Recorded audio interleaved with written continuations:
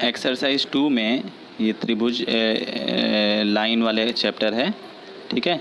रेखा और कोण वही वाला चैप्टर है ये, जिसे लाइंस एंड एंगल्स बोलेंगे, लाइंस एंड एंगल्स।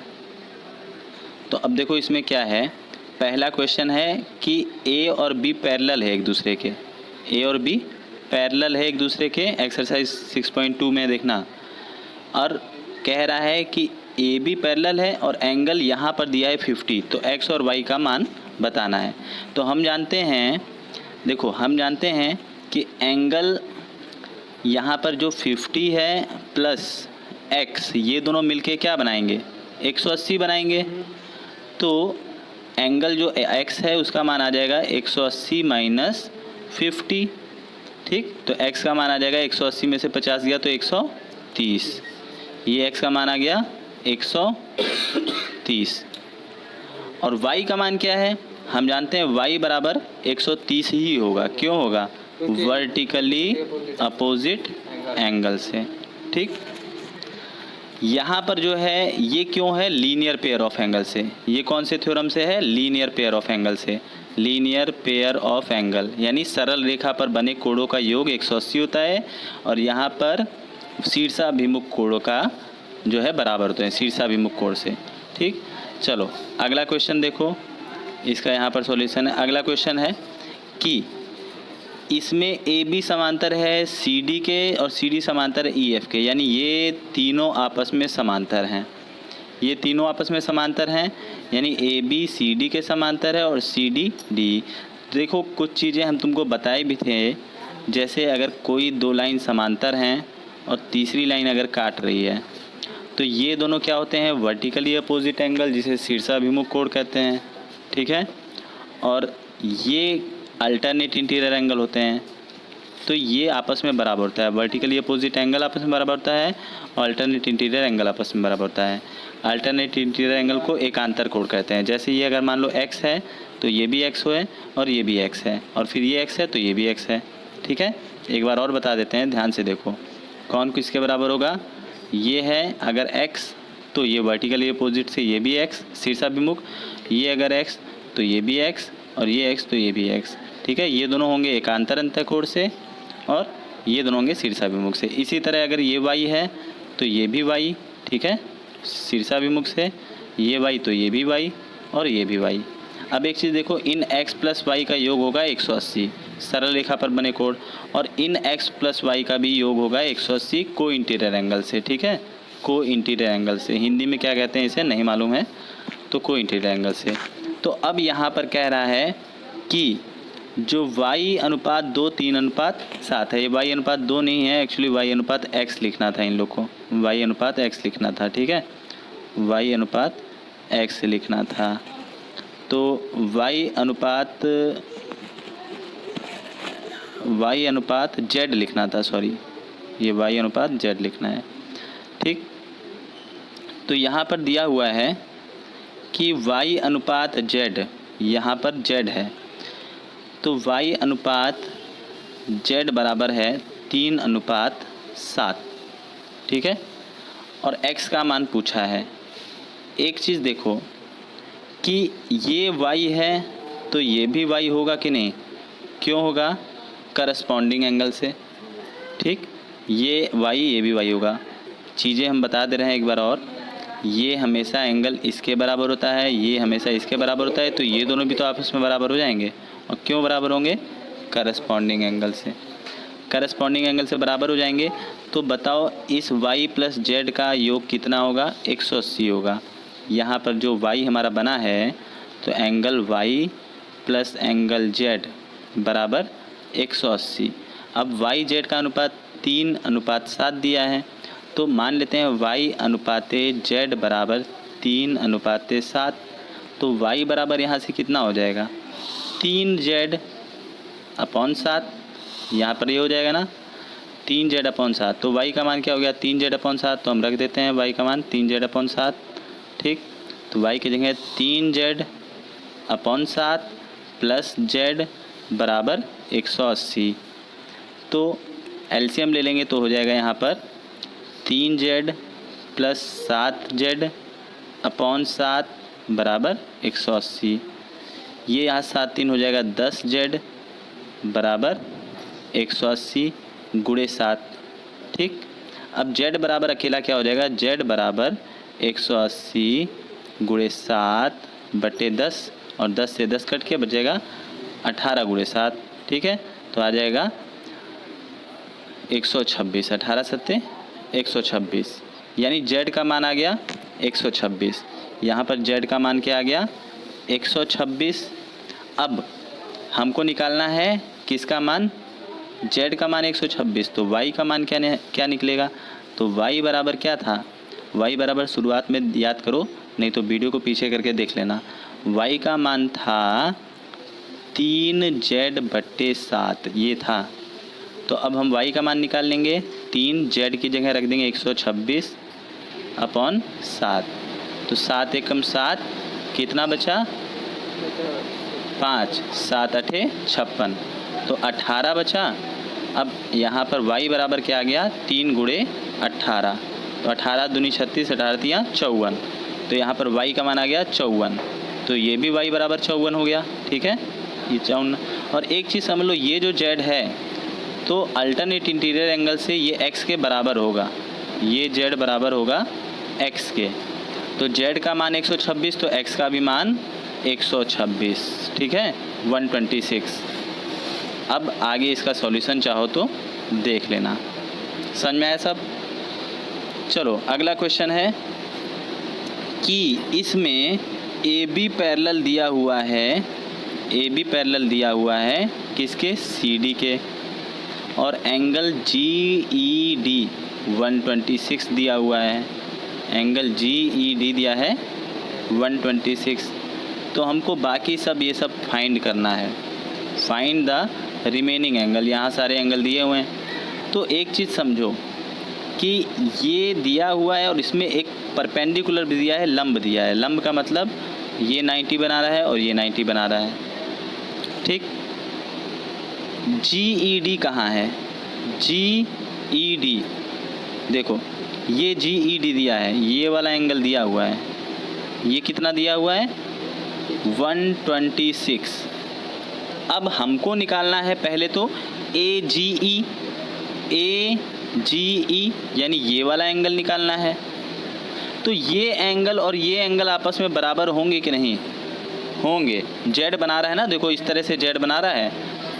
कभी भी दो रेखाएं अगर समांतर होती हैं और इस तरह का Z बने तो ये दोनों एंगल बराबर होते हैं। किस एंगल थ्योरम से, अल्टरनेट इंटीरियर एंगल से। तो ये दोनों अल्टरनेट इंटीरियर एंगल से बराबर हो जाएंगे। तो AGE बराबर हो जाएगा 126, AGE बराबर हो जाएगा 126। ठीक है, तो 126 हो जाएगा। अब इसमें क्या है, 126 तो मालूम चल गया। दूसरा वाला देखो कौन सा है, GEF, दूसरा वाला GEF। तो कहाँ पर है ये GEF। एक बात बताओ कि अगर हम लिखें एंगल GEF प्लस FED, ये दोनों मिलके ही तो 126 बने हैं। यही तो, ये प्लस ये मिलके तो 126 बने हैं, है ना। तो GEF का मान कितना है नहीं मालूम, GEF का मान नहीं मालूम। और FED का मान कितना है 90, ये क्या है 90, है ना, बराबर 126। तो अब बताओ GEF का मान निकल जाएगा ना 126 माइनस 90। तो 126 में से 90 गया, 126 में से 90 गया, देखो कितना आएगा 126 और 90। ठीक, 6 में से 0 गया 6, 12 में से 9 गया 10, 11, 12, 3, 36। तो इसका मान कितना आ गया, ये 36 हो गया। ठीक, अभी हमको पता चला ये 36 हो गया है और इससे पहले हमें पता चल गया था कि ये हो गया था 126। तीसरा पता क्या करना है, FGE कहाँ है, ये है F, G और E। अब ये पता करना है। एक बात बताओ, ये भी 90 होगा कि नहीं होगा, ये एंगल भी 90 होगा कि नहीं होगा? जब हम एक लाइन खींचते हैं और ये अगर 90 है तो ये भी 90 है और ये भी 90 है, ये भी 90 है। परपेंडिकुलर का मतलब यही होता है, समांतर रेखा पर। तो अब आ जाओ, त्रिभुज लिखेंगे, त्रिभुज GEF में। किस में? GEF में। हम जानते हैं त्रिभुज के तीनों कोणों का योग कितना होता है? 180। तो एक बार हम लिखेंगे एक बार लिखेंगे GEF plus EFG plus FGE। तीनों कोणों का योग कितना होगा बताओ? बराबर 180। GEF का मान मालूम है? GEF का मान 36 था। GEF का मान 36 निकाले थे ना हम, 36। FEG का मान क्या है? EFG का मान क्या है? 90। यहाँ पर क्या है? 90, क्योंकि परपेंडिकुलर दिया हुआ था, 90 हो गया। प्लस FEG प्लस FGE, इसका मान अब निकालना है। तो FGE नहीं मालूम है, FGE लिख लिया हमने, बराबर 180 है। इन दोनों को जोड़ो कितना होगा? तो 90 और 36 तो 126 हो जाएगा, है ना? 126 प्लस FGE बराबर 180, यही चीज़। तो FGE बराबर कितना होगा? FGE बराबर 180 माइनस 126, 126 माइनस 180 माइनस 126। बताओ 126 में से 180 में से 126 घटाओगे कितना आएगा? 180 में से 126, 10 में से 6 गया 4, 7 में से 2 गया 5 और 54। कितना हो गया? ये 54 हो गया। ठीक, कितना हो गया? 54 हो गया। तो हमने क्या निकाला? इसका मान निकाला 54, ठीक, इसका मान निकाला 36 और इसका मान निकाला था 126। समझ में आ गया ना? ठीक है, देखो आगे यहाँ पर देख लो, 54 ये है और 126 ये है और 36 ये है। ठीक, तीनों मान है। चलो आगे क्वेश्चन देखते हैं। Question number 4, very important question and very good question, बहुत इंपॉर्टेंट क्वेश्चन है। ये अगर समझ में आ गया तो सब समझ में आ जाएगा, और जैसे हम कर रहे हैं वैसे ही करना है। सबसे पहले क्या लिखना है कि देखो, इसमें एक लाइन खींच दो इस तरह से, ठीक, जैसे यहाँ पर हमने लाइन एक खींच दिया, थोड़ा सा स्ट्रेट लाइन। अब ये रेखा अगर हल हम शुरू कर रहे हैं यहाँ से, ठीक है, समझ लो। तो हमने क्या किया? PQ को बढ़ाया, कहाँ तक बढ़ाया कि SR को M पर काटेगा। ठीक, इंग्लिश में क्या कहेंगे? Extend PQ up to M so that M is on SR। ठीक है, अब इसे MN कहीं तक भी कर सकते हो। देखो कुल मिला के हम कहना क्या चाह रहे हैं, अब हमको निकालना है QSR। एक बात बताओ कि ये अगर 130 है तो ये भी 130 होगा कि नहीं होगा? क्यों? क्योंकि हमने कैसे बताया था, ये सारे क्या हैं? करस्पॉन्डिंग एंगल हैं। इधर साइड की मुँह करके देख लो, ये सारे क्या हैं? करस्पॉन्डिंग एंगल हैं। जैसे ये है 130 तो ये भी 130 हो गया। देखो इसको जब हम आगे बढ़ाएं, ये भी 130 हो गया। अब ये दोनों लीनियर पेयर ऑफ एंगल हैं, है ना, और ये दोनों भी लीनियर पेयर ऑफ एंगल हैं। अगर 110 ये है तो ये कितना होगा? 50 होगा, सॉरी 50 नहीं 70 होगा, तभी तो 180 होगा। और ये 130 है तो ये कितना होगा? 50 होगा। तो अब इस त्रिभुज में देखो, इस त्रिभुज में हमको ये पता चल गया ये 130 है, ये पता चल गया 50 है, ये पता चल गया 70 है। तो अब बड़े वाले त्रिभुज में देखो, त्रिभुज QMR में हमने इसको M माना था ना, तो त्रिभुज QMR में देखो, इसको हम लिख देते हैं, ये M है, QMR में त्रिभुज क्यू एम आर में बताओ ये कितना था, बताओ 70, ये कितना था 50, क्योंकि ये 130 था तो ये 50। तो ये हमें निकालना है, एंगल आर नहीं मालूम, तीनों मिलके क्या बनाएंगे 180, 70 50 120 प्लस आर बराबर 180। तो एंगल आर बराबर 180 माइनस 120 तो कितना हो गया 60 हो गया। ठीक है, तो एंगल आर बराबर यहाँ पे आ गया 60। ठीक, देख लो यहाँ पर आ गया 60। अंत में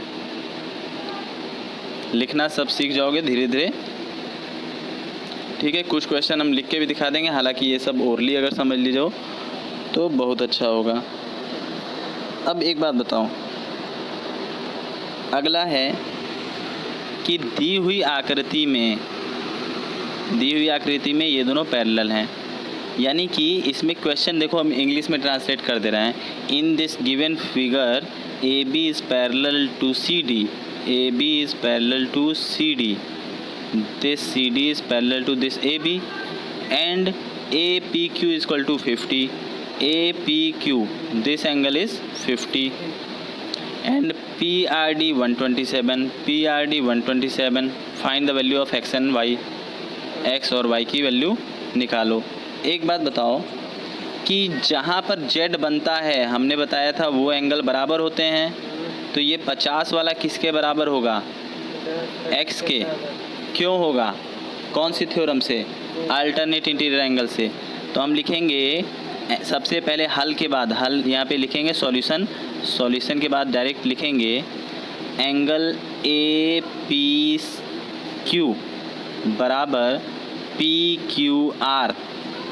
और ए पी क्यू की वैल्यू क्या है, ए पी क्यू की वैल्यू देखो 50 और पी क्यू आर की वैल्यू क्या है x।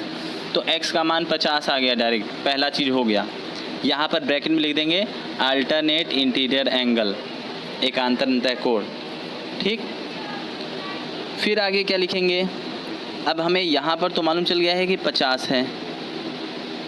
अब एक बात बताओ, इस रेखा पर ठीक 127 और ये दोनों का योग कितना होगा, ठीक, C D on line C D, Hindi में लिखेंगे रेखा सी डी पर, सी डी रेखा पर Q R P, angle Q R P plus P R D plus P R D दोनों का योग कितना होगा 180 होगा।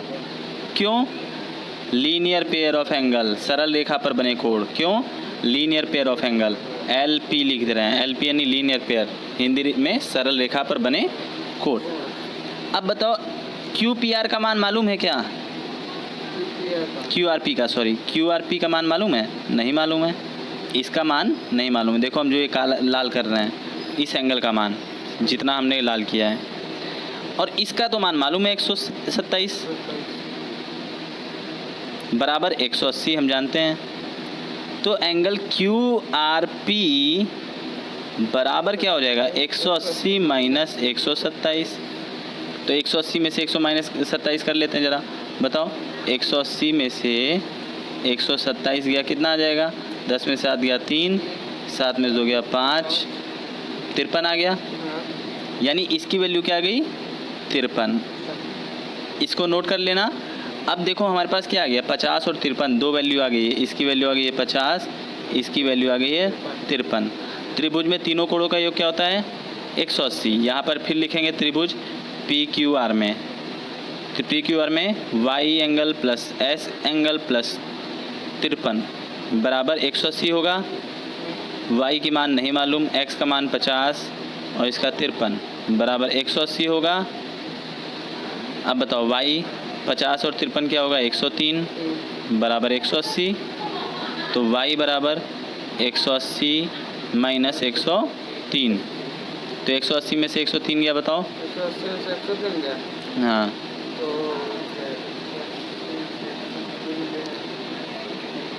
यहाँ पर 7 बचा भाई 10 में से 3 गया 10 में से 3 गया, 10 में से 3 गया ना, 7 बचा, और यहाँ बचा 7, 7 में से 0 गया 7 में से 0 7, तो आ गया 77।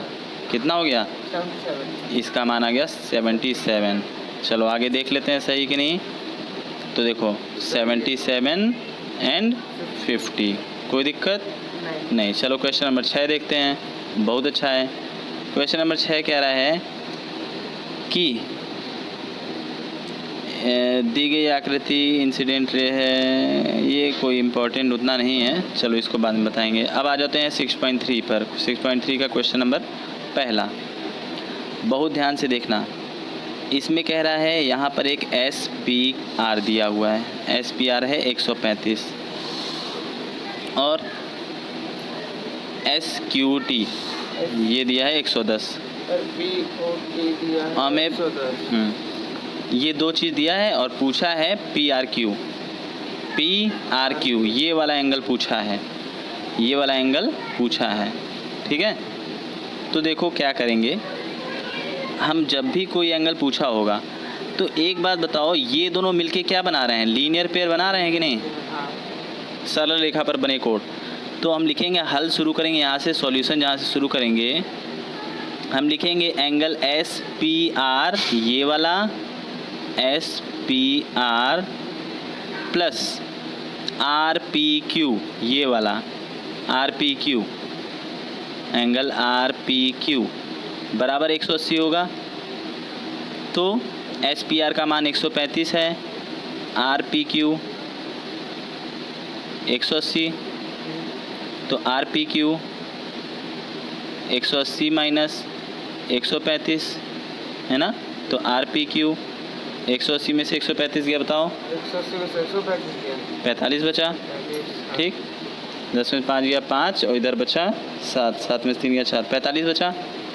यानी कि हमें एक मान आ गया, इसको नोट कर लेना, एक मान आ गया यहाँ पे, क्या आ गया 45, यहाँ पे क्या आ गया 45। अब हमें निकालना है, ये देखो ये भी लीनियर पेयर है ना, तो हम जानते हैं 180 हो जाएगा। TQP, देखो ध्यान से। अब हमें ये वाला निकालना है, इन दोनों का योग कितना होगा 180। यहाँ पर डायरेक्ट हम बता दे रहे हैं, देखो 70 आएगा, फिर भी सॉल्यूशन तो करना ही है। तो देखो कैसे लिखेंगे, TQP प्लस PQR बराबर 180, ये वाला प्लस ये वाला। तो TQP के मान है 110, PQR नहीं मालूम 180, तो PQR हो जाएगा 110, उधर जाएगा माइनस होगा, 110 उधर गया, 180 में से माइनस हुआ 70। तो अब हमें दो मान मालूम चल गए, ये मालूम हो गया 70 और ये मालूम हो गया 45। अब लिखेंगे त्रिभुज PQR में, त्रिभुज की PQR में 70 प्लस 45 प्लस एंगल R बराबर 180। 70 और 45 कितना हुआ 115, तो एंगल R बराबर 180 और ये 115 उधर गया तो माइनस का 115। अब बताओ एंगल R 180 में से 115 गया, 10 में 5 गया 5, यहाँ बचा 7 में से गया 6, तो 65। कितना हो गया 65, कोई दिक्कत ये हो गया 65, ठीक।